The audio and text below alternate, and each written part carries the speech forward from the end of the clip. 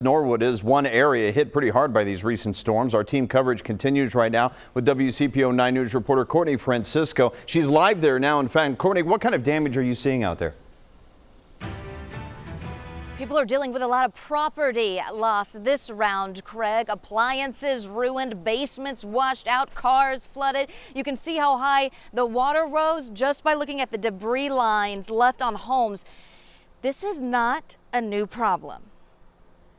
This stretch of Norwood is notorious for flooding. The photos you're seeing here are from Wednesday evening. As night fell, water inched toward Jennifer Pence's porch. It was really scary because you don't know when it starts coming up, you don't know where it's going to stop. She lives here with her father, a home that's been in their family for more than 40 years, and says flooding is getting worse. I mean, over the years, I don't know how many water heaters and washers and dryers and furnaces have been ruined. Next door, Stephanie Harden owns a cleaning company. This would be the water line. So it came up to here.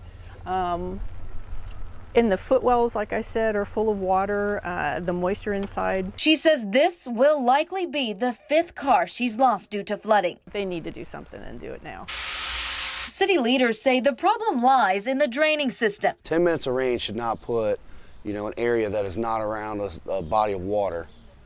It shouldn't put it underwater. In 2016, this was the same area. We piggybacked my parents across the street. City Council member Chris Kelch says the city requested an engineering study more than a year ago. I called the mayor, the city, and the safety services director to get the results. I'm waiting for a response, but this homeowner is losing hope. Honestly, I'm ready to tell the city just to buy my house and tear it down because I can't take the stress of it. I mean, I've had to wade through waist-deep water to get to the house, to get to my dad, to make sure that he's okay. And, he's 85 years old.